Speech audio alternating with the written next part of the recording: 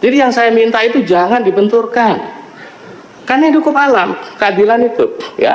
Ini saya ambilkan dari mana Islam yang saya pahami, dan mohon maaf sekali, belum ada ulama yang mengatakan ini. Jadi salah satu mana Islam itu adalah proses menuju keselamatan, kedamaian, dan keamanan dari dunia sampai akhirat. Nah, caranya gimana? Mengoptimalkan potensi positif suatu benda dengan minimkan negatifnya sampai pada titik keseimbangan atau iktidal atau adil itu, al-adalah. Di tengah proses, Prof, sebentar saya potong. ya. Begini, BPIP ini kita sudah sepakati, Ya. tugas utamanya adalah membumikan dan mengaruskan Pancasila. Ya. Saudara kepala juga tugasnya adalah mengikuti fungsi lembaga itu. Betul. Saudara bisa mengatakan saudara pintar, 12 tahun jadi ini, sekolah ini salah macam, itu urusan Prof sendiri. Ya. Tapi dengan kepintaran Prof, Ya. ya, menganggap semua republik ini sama pintarnya dengan Prof. Apa yang Prof pikirkan, apa yang saudara pikirkan, itu orang akan paham. Faktanya waktu itu, ya, masyarakat menilai, kepala BPIP mengatakan, ya, Pancasila itu apa? Dibawa dengan apa agama? Agama adalah musuh Pancasila. Ya. Faktanya kemarin soal Paskibraka mengatakan kepala BPIP melarang pakai jilbab. Nah, jadi menurut saya, ya, waktu itu juga sudah kita lakukan. Kami mengundang saudara-saudara ke forum yang terhormat ini untuk dimintai penjelasan. Ya. Ya.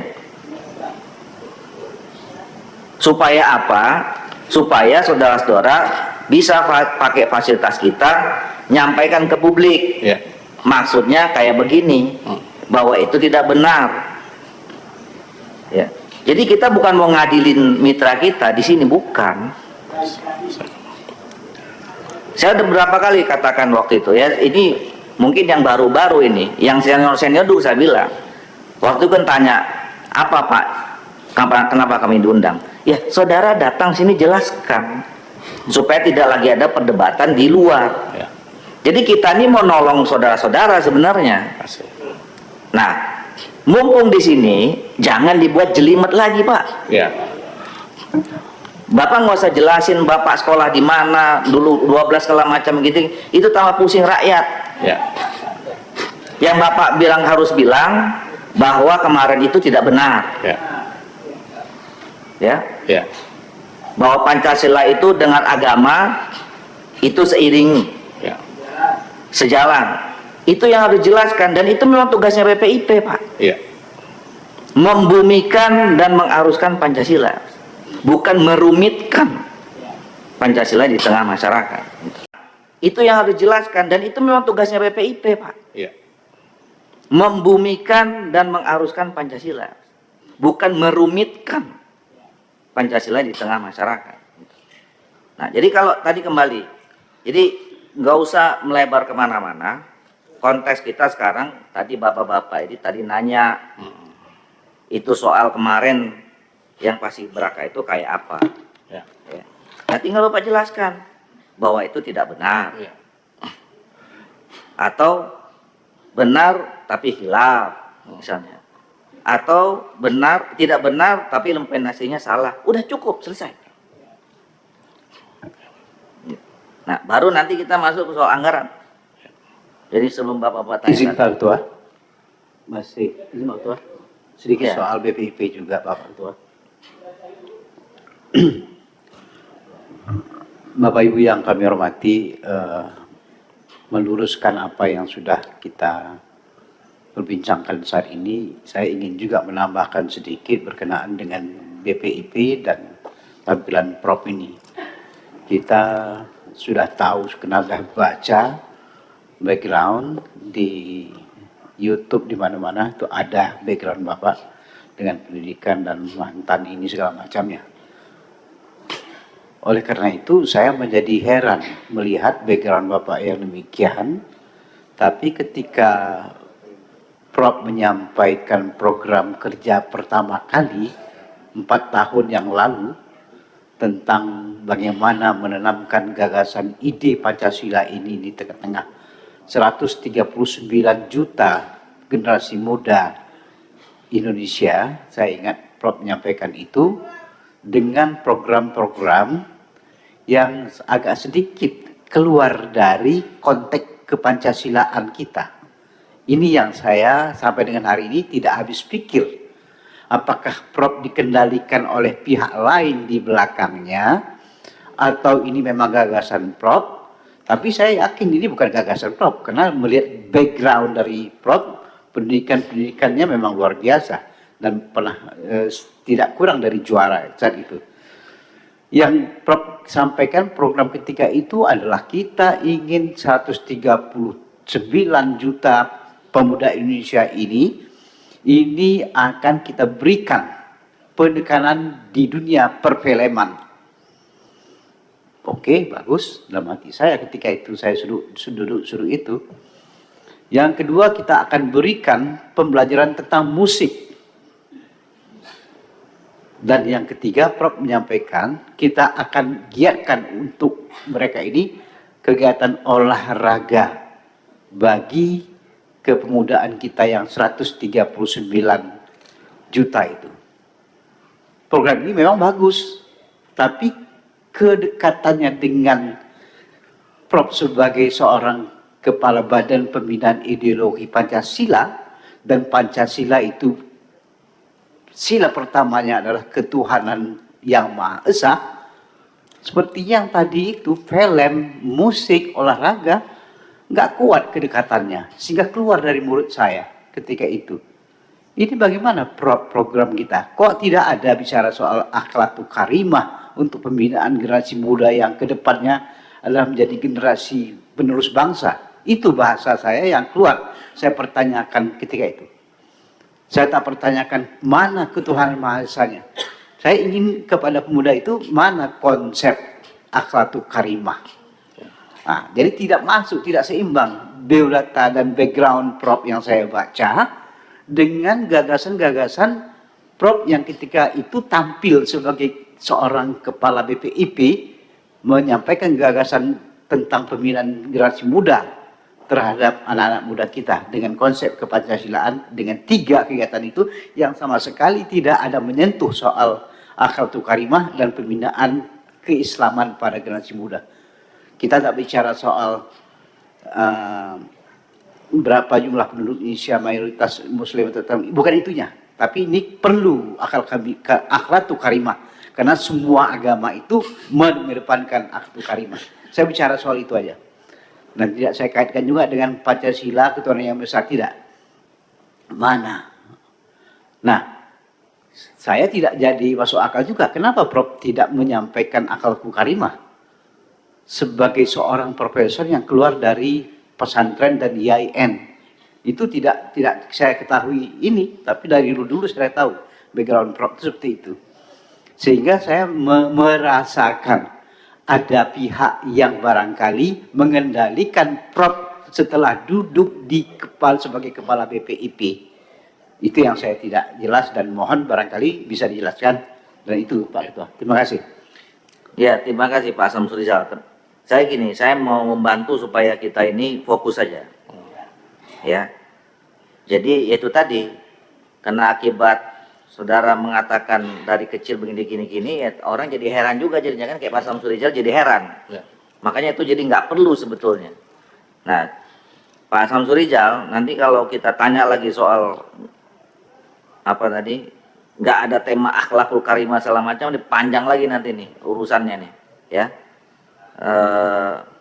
Nanti Pak Kepala ini berfilsafat, berteori lagi, nanti mungkin butuh 1-2 SKS itu, ya cerita tuh. Jadi menurut saya kembali saja fokus, ya. Pertanyaan tadi kan simpel, kenapa Bapak waktu itu nggak datang? Kedua, klarifikasi soal apakah itu kebijakan, apakah statement atau keputusan soal Paskibraka tadi. Udah selesai, itu aja.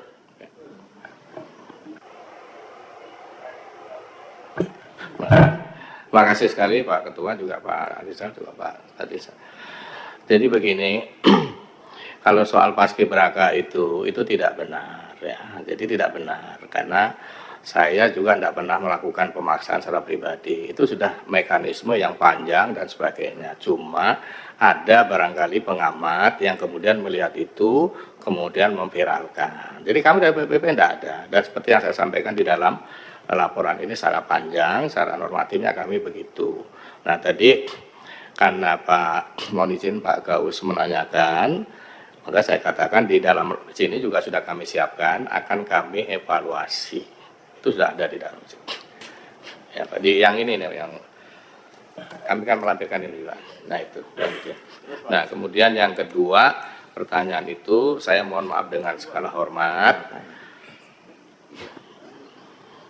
Ya, jadi saya mohon maaf dengan segala hormat. Jadi saya terus terang waktu itu juga belum siap karena satu dua hal. Jadi ini tidak terlalu relevan, tapi saya sudah malu ingin mengatakan waktu kami di IKN itu kan terserang diare, dan termasuk saya sendiri. Nah, jadi saya dalam posisi kalau bahasa anunya itu masih agak kurang fit, tapi saya nggak enak mau mengatakan. Nah, jadi akhirnya saya mengambil sikap mendadak dan saya mohon maaf gitu. Jadi itulah kira-kira yang bisa saya sampaikan. Jadi saya malu sebenarnya kalau menyampaikan hanya saya sakit yang sepele seperti itu. Tapi Bapak mungkin pernah sudah dapat informasi bahwa di sana ada berapa yang kena kemarin? Selain saya itu ada berapa? Separuh dari Paskibraka kita itu kena diare, Pak. Kena diare dan bahkan ada yang kena tipes. Nah itu jadi saya mohon maaf sebesar-besarnya. Oke. Cukup ya? Belum enggak, klarifikasi belum jelas itu Ketua. Bagaimana? Silahkan. Kalau soal ketidakdatangan kan sudah dijawab. Tapi yang dikatakan bahwa kebijakan itu tidak benar, tidak mungkin lah Ketua. Realitasnya kan begitu. Setelah terjadi protes yang luar biasa dari berbagai elemen, baru terkesan BPIP mengalah. Jadi kami curiga kalau dikatakan tadi bahwa itu bukanlah kebijakan BPIP. Maaf, soal Paskibraka ini kan otoritasnya BPIP. Selama ini enggak. Jadi ini tolong yang jujur Kepala BPIP dalam memberikan jawaban. Masyarakatnya enggak bodoh, Prof. Masyarakatnya enggak bodoh. Dan kami semua ini kan punya anak-anak kami dari berbagai dapil ditanya. Kami ini dipaksa. Berarti ada orang yang memaksa. Siapa yang memaksa? Tentu orang yang punya otoritas. Sampai-sampai Pak Presiden turun tangan Pak Kepala. Jadi tolong ini yang jujur disampaikan sehingga terang benderang. Kalau memang salah nggak ada persoalan. Ke depan sesuai dengan fungsi tugas BPIP itu dalam rangka bagaimana nilai-nilai Pancasila di mana ketuhanan Yang Maha Esa adalah itu merupakan sesuatu yang harus diimplementasikan oleh anak bangsa. Salah satu bentuknya adalah bagaimana dia melaksanakan nilai-nilai agama sesuai dengan kepercayaan yang mereka anut. Terkesan ini tidak dilakukan oleh BPIP. Tolong jawab yang jujur. Izin Ketua. Interupsi, Pak. Ya silakan interupsi dulu ya. Interupsi. Terima kasih. Saya akan menyampaikan sepatah dua kata-kata, bukan dalam posisi setuju atau tidak setuju kepada siapa. Tapi rasanya saya sependapat dengan nada yang disampaikan Pak Ketua.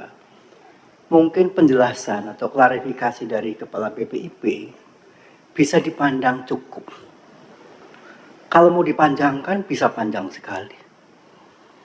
Karena pekerjaan kita kan tidak hanya ini. Sekali lagi, cukup itu bukan berarti kita sudah puas. Tapi saya pandang paling tidak sementara udah cukup lah. Dan saya memandang ini bukan investigasi, tapi klarifikasi. Terima kasih. Kalau ada tutur kata yang tidak berkenan, tidak sepaham, kami memaklumi dan mohon maaf. Assalamualaikum warahmatullahi wabarakatuh. Salah. Enggak, saya kira kita juga tidak perlu memperpanjang, ya. Apa yang disampaikan Pak Gaus itu mewakili, ya, mewakili mungkin sebagian masyarakat Indonesia atau setidaknya adik-adik kita yang kemarin ikut di Paskibraka, yang nggak boleh diabaikan. Ya, apa yang disampaikan Pak Gaus itu nggak boleh diabaikan. Tapi kita di sini bukan mencari masalah baru, kita menyelesaikan masalah. Jadi Pak Gaus, terlepas kepala BPIP dan BP itu jujur atau tidak, benar atau tidak, kemarin salah kemudian kena protes, berubah, saya kira nggak usah diungkap pun semua orang tahu. Ya, biarkanlah masyarakat publik yang menilai. Cuman pesan kami sekali lagi sebagai mitra BPIP, hati-hati. BPIP ini badan lembaga yang sebetulnya diharapkan bisa mendrive bangsa ini, ya, ke arah yang tepat berdasarkan ideologi dan fasa bangsanya. Jadi Bapak ini sedang berada di sebuah institusi yang ruhnya bangsa ini. Ruhnya salah, fisiknya merusak. Nah, ini udah 4 kali, Pak. Jadi kami mengingatkan lagi, kami nggak persoalkan lagi. Bapak udah klarifikasi, ya. Walaupun masih ada bapak-bapak dan ibu-ibu yang merasa belum puas, ya. Tapi menurut saya cukup, ya, cukup. Besok-besok Bapak harus introspeksi. Bukan hanya Pak Kepala, bapak-bapak semua yang ada di BPIP. Bantu Pak Kepala ini supaya mengambil keputusan dan statement-statement yang benar dan tepat, gitu, ya. Nah, jadi saya kira cukup, ya, karena tema kita hari ini kan cuman minta klarifikasi itu, ya. Nanti kalau, ya, masuk komisi 2 lagi nanti ketemu sama Prof ini tanya lagi nanti, ya. Interupsi pimpinan. Oh ya, silakan. Kalau interupsi kita nggak bisa nih, silakan. Iya, kita tidak mencari salah benar, tapi kami punya 3 fungsi sebagai anggota DPR. Legislasi, anggaran, pengawasan. Forum terhormat secara resmi sudah kami layangkan beberapa minggu yang lalu. Itulah salah satu forum yang dibuat supaya kita mitra bisa mencerna, mendengarkan, dan juga bisa menyampaikan kembali ke masyarakat yang banyak bertanya tentang ini. Saya sepakat pimpinan, walaupun sekarang 17.25, sepakat kita tidak meminta pertanyaan dijawab, tapi harus bisa dijawab tertulis. Karena saya sampai detik ini masih ditanya prosedur itu. Se-Indonesia melihat gambar mereka tidak menggunakan ciput bagi yang berjilbab pada saat pengukuhan, terpampang nyata. Tadi Bapak menyampaikan tidak ada pelepasan. Oke, tolong dijawab tertulis. Kalau memang tidak ada pelepasan, tetapi tidak bisa didustai, seperti yang tadi Ketua sudah sampaikan. Kami minta jawablah tertulis. Saya sangat banyak tadi bertanya, termasuk juga tanda tanya juga, mungkin nanti bisa menjadi satu pertanyaan tambahan. Tolong jelaskan Pak, bagaimana penetapan pembawa bendera merah putih itu, penetapan pembawa baki. Kenapa tiba-tiba injury time itu berubah dari yang provinsi sebelumnya waktu latihan mungkin adalah Sumatera Barat, injury time berubah. Saya pengen tahu, mungkin ada penjelasannya, silakan. Ibu mungkin bisa geleng-geleng, tapi kami ditanya, Bu, Komisi 2 nih mitranya BPIP. Kalau sekarang Ibu geleng-geleng bisa. Saya nggak bisa jawab dengan geleng-geleng ke masyarakat. Tolong aja jawab, bagaimana prosedurnya kita menetapkan pembawa baki itu. Apakah memang harus injury time pada saat sudah mau bertugas? Nah, itu mungkin pimpinan, saya tetap minta semua pertanyaan ini dijawab secara tertulis. Mana yang bisa dijawab sekarang secara langsung silakan, dan mana yang tertulis silakan. Jangan ambil kebijakan yang tidak bijak. Terima kasih pimpinan. Baik, terima kasih Bu Reska. Saya kira fair ya, nanti jawaban yang belum tersampaikan dari semua tadi, yang mulai dari Pak Riswantoni, kemudian Pak Ongku tadi, Pak Samsul Rijal, semuanya inilah ya, nanti jawab. Oh, ada lagi, Bu? Ya, ada satu. Terima kasih pimpinan. Yang pertama, kalau memang dikatakan tidak ada paksaan tadi, saya pernah mengalami ketika saya lulusan terbaik di Undip, saya akan menjadi calon dosen. Kemudian juga dikatakan bahwa tidak boleh pakai kerudung, tetapi tidak ada tertulisnya. Tapi karena saya sudah lulus S1, sehingga saya berani menolak. Ya nggak apa-apa, saya nggak di dosen karena saya bukan pencari nafkah utama. Itu salah satu contoh. Tapi kalau dari awal itu tidak ada persyaratan yang dilarang nutup rambut, tiba-tiba ketika latihan juga masih, tetapi ketika pengukuhan itu tiba-tiba tidak, itu pasti ada sesuatu. Itu yang pertama. Yang kedua, terkait informasi bahwa Bapak Kepala, meskipun kemarin sudah dijawab Bapak Sekretaris, bahwa Bapak Kepala tidak pernah mengatakan bahwa nggak usah Komisi 2 dilayani, kita sebentar lagi akan purna. Tapi dari jawaban kemarin itu dinyatakan tidak benar.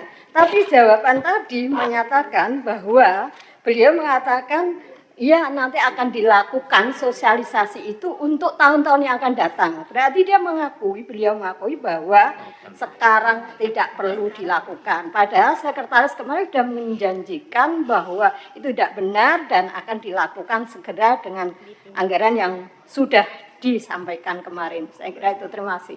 Ya, ya ini jadi banyak unek-uneknya kan, jadi muncul semua nih. Ya, Bapak.